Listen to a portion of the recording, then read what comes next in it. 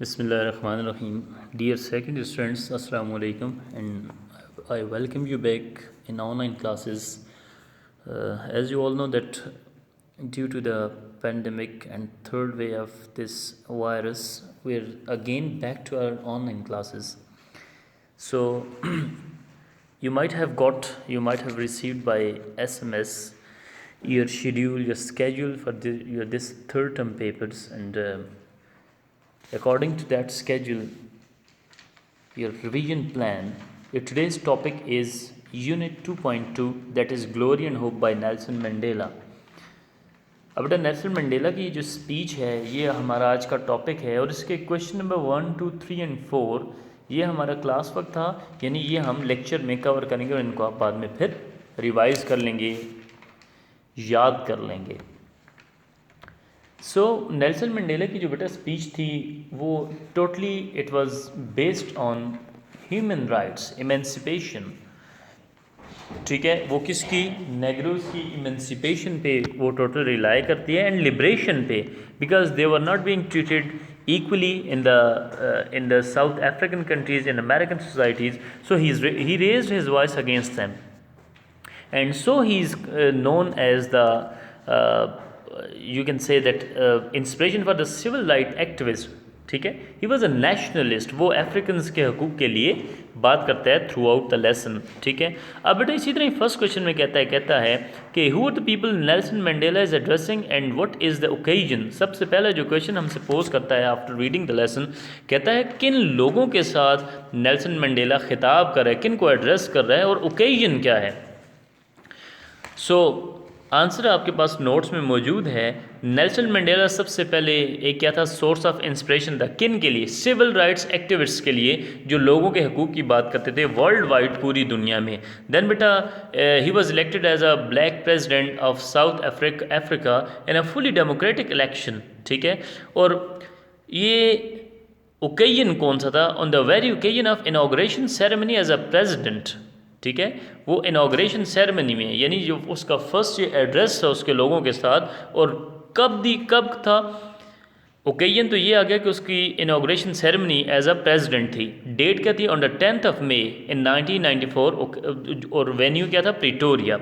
ठीक है, अब किन को एड्रेस कर रहा था, Nelson Mandela is addressing to a large gathering, बहुत बड़ा एक मजमा था जिनको एड्रेस कर रहा था. और इस हिस्टोरिकल इवेंट पे कौन कौन से लोग इकट्ठे हुए थे, कहता है on this historical event the great politicians and dignitaries from more than 14 countries around the world attended this moments ceremony. 40 से ज़ायद ममालिक के डिग्निटरीज, जो इन्फ्लुएंशियल पर्सनैलिटीज़ थी, जो लीडर्स थे, वो वहाँ पे बैठे हुए इसको अटेंड करे थे. अलॉन्ग विद दीज, और इन लोगों के साथ साथ और कौन थे, 100,000 men and women and children of these races got the chance to be addressed by great philanthropist Nelson Mandela.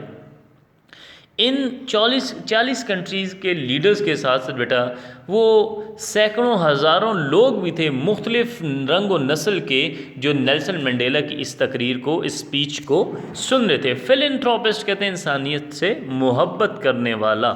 Is it clear? So coming down to our second question, बेटा ये स्पीच बड़ी एक आप कह सकते हैं ये सिंपल नहीं है, ये बड़ी फिगरेटिव लैंग्वेज, बड़ी टेक्निकल टर्म्स वो यूज़ करता है. सेकंड क्वेश्चन इसी चीज़ पे है, what figurative language does Nelson Mandela use to communicate these profound feelings of patriotism and sense of belonging to his homeland. कहता है किस तरह की वो फिगरेटिव लैंग्वेज इस्तेमाल करता है, वो अपनी फीलिंग्स, अपने जज्बात को लोगों तक पहुंचाने के लिए. कैसे जज्बात, पैट्रियोटिज्म के, हुब्बुल वतनी के जो जज्बात थे, and sense of belonging to his homeland, और अपनी वतन से जो उनसियत है, मोहब्बत है, उससे जो उसका लगाव है, उसको बताने के लिए वो कैसी लैंग्वेज यूज़ करता है और किस तरह अपने जज्बात लोगों तक पहुँचाता है. So first of all, what figurative language is? Figurative language बेटा is the use of words or phrases in an unusual and imaginative manner. जब हम unusual phrase या imagination जो होती है वो unusual manner में जब हम किसी चीज़ को कहते हैं, that is called figurative language.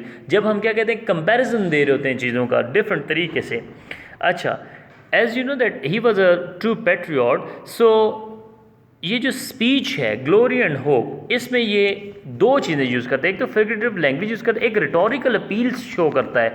अब रिटोरिकल क्वेश्चंस क्या है, रिटोरिकल अपील्स क्या है कि रिटोरिकल क्वेश्चंस बेटा these are not for the sake of the answers, these are to stress something. वो स्ट्रेस करता है अपने वतन से मोहब्बत पे, वो स्ट्रेस करता है, बार बार वो कहता है। और इसमें वो क्या कहता है ही टॉक्स अबाउट इंटीमेसी, वो अपने वतन से मोहब्बत के लिए क्या कहता है, the with the soil which is like. अब ये क्या है, ये सिमिली है, ठीक है। ये फिगरेटिव लैंग्वेज है, वो अपनी तशबीह अपने प्यार की किससे देता है, जैसे कहता है जकरांडा के जो दरख्त हैं या मिमोसा के जो दरख्त हैं ऑफ बुशवर्ल्ड के, उस तरह से कहते हैं जैसे वो ज़मीन से बाहर हों तो सूख जाएंगे, हमारी भी, हम इस अफ्रीका से बाहर हों तो हमारी अहमियत नहीं रहेगी, ठीक है। अच्छा, ये सिमिली जो है इसमें उसका फेथ है, उसका अकीदा, उसका यकीन है अफ्रीका के लिए आने वाले वक्तों में, ठीक है।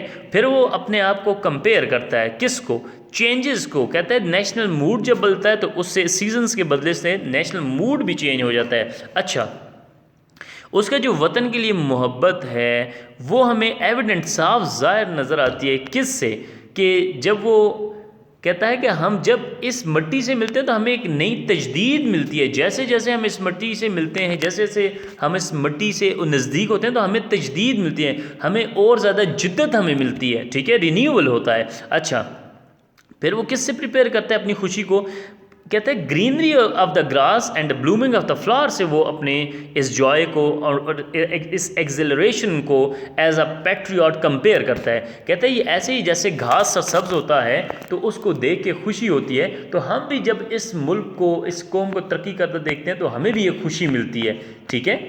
अब फिर अपनी कौम को वो क्या कहता है, यहाँ पे भी अगेन वो कैसी लैंग्वेज यूज़ करता है, फिगरेटिव लैंग्वेज। सिंपल नहीं कहता कि हम बड़ी अच्छी कौम है। अब कहता है ये हमारी कौम क्या है, एक रेनबो नेशन है एट पीस। कहते हैं इसमें हर किस्म के लोग हैं, इसमें हर किस्म का पोटेंशियल है, ये एक रेनबो नेशन है जो कि पीस, अमन चाहती है, अमन से रह रही है और वो पूरी दुनिया के लिए अमन चाह रहे हैं। Is it clear? सो ये फिगरेटिव लैंग्वेजेस हैं जिसमें वो डिफरेंट वर्ड्स यूज़ कर, डिफरेंट कंपेरिजन यूज़ करता है अपने जो प्रोफाउंड फीलिंग्स हैं उनको बयान करने के लिए। कभी वो अपने वतन के मोहब्बत के बताने के लिए वो जकरांडा ट्रीज़ की और मिमोसा ट्रीज़ की एग्जांपल देता है, कभी वो घास की और खिले हुए फूलों की मिसाल देता है, कभी वो अपनी जो उनकी नेशन है उन्हें रेनबो नेशन कह के पुकारता है कि इसमें वो तमाम खूबियाँ मौजूद हैं, ये एक रेनबो नेशन है, ये बड़ी खुश खुरम नेशन है, ये पीस चाहती है अपने लिए भी और पूरी दुनिया के लिए भी। सो ये फिगरेटिव लैंग्वेजेस, फिगरेटिव वर्ड्स हैं जो उसने यूज़ किए हैं अपनी स्पीच में। सो बेटा अगर हम थर्ड क्वेश्चन की बात करें तो कहता है इसमें, what was the situation like in south Africa before this very celebration of liberty and glory that Nelson Mandela is speaking about. अब कहता है ये तो अब की सिचुएशन क्या है कि अब वो लोग एंजॉय कर रहे हैं ग्लोरी को और बड़ा यानी कि वो इसकी सेलिब्रेशन करें। कहता है पहले क्या सिचुएशन थी, अब इसके बारे में नेल्सन मंडेला हमें बताता है अपनी इसी स्पीच में, इस लेसन में हमने पढ़ा है। सो आंसर में क्या कहता है, कहता है कि इस सेलिब्रेशन, इस लिबर्टी, इस ग्लोरी, इस शान शौकत, इस अजमत से पहले ये जो उन्हें मिली है जब Nelson Mandela as a president बना है, तो कहता है ये बड़ी बुरी सूरत हाल थी, पॉवर्टी थी, गुर्बत थी, डेप्रीविएशन, महरूमियाँ थी, सफरिंग्स थी, सोशल और रेशल डिस्क्रिमिनेशन थी, नस्ली या मुआशी तहस्सुब था। कहता है एक्चुअली ये जो क्लास ऑपरेशन थी ना, ये तफरीक जो थी अफ्रीकन्स में और वाइट्स में, ब्लैक्स में और वाइट्स में, रेशल, ठीक है, कलर की जो डिस्क्रिमिनेशन थी, ये किसकी वजह थी, was the cause of poverty. यही वजह बनी किसकी, पॉवर्टी, गुर्बत, इनइक्वालिटी, अदम मुसावात की वजह बनी, इनजस्टिस, नाइंसाफ़ी, सब्जुगेशन, महकूम बनने की वजह बनी, and like of basic rights, और इसी तरह ये बुनियादी हकूक़ ना मिलने की ये वजह बनी, ये डिस्क्रिमिनेशन। अब कहता है कि ये इससे पहले तमाम ये जो अफ्रीकन्स थे वो कैसी ज़िंदगी गुजार रहे थे, was in the state of repression, वो महकूम थे, ठीक है, उन पे हुकूमत की जा रही थी, ठीक है, वो एमरजेंसी की एक स्टेट ऑफ एमरजेंसी में थे, उन पे बैन्स थे, उन पे डिटेंशंस थी, वो एक जगह से दूसरी जगह फ्रीली मूव नहीं कर सकते थे, एंड असैसिनेशंस, और उन पे बहुत ज़्यादा हमले होते थे, ठीक है। और ये कॉमन कॉन्सेप्ट था before this celebration, before this glory, कि एक कोटेशन ली गया, वी यानी whites are to be the lords over them the Africans, यानी वाइट्स ये कहते थे कि हम इनके लॉर्ड्स हैं, हम इनके आका हैं, हम इनके मालिक हैं, ठीक है।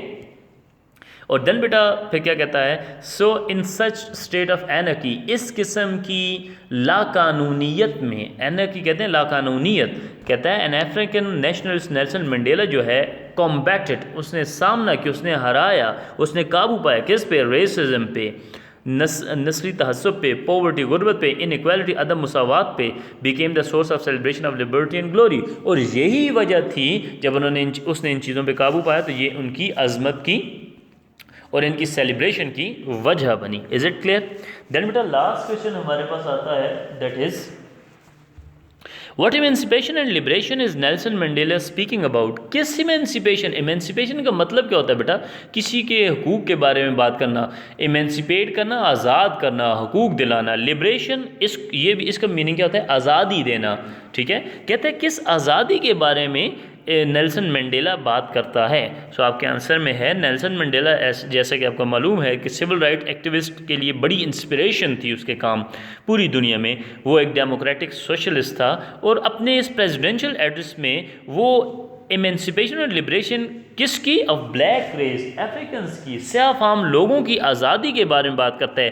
किससे आज़ादी बेटा, रेसिज्म से, वो जो नस्ली तहस्सुब था उससे उनको आज़ादी मिली, अब उनको इक्वली ट्रीट किया जाता था, ठीक है। इनइक्वालिटी अदम मसावात जो थी उससे आज़ादी मिली, सब्जुगेशन, अब उन पे लोग हाकिम नहीं थे, ठीक है, वो आज़ाद थे, बराबर थे।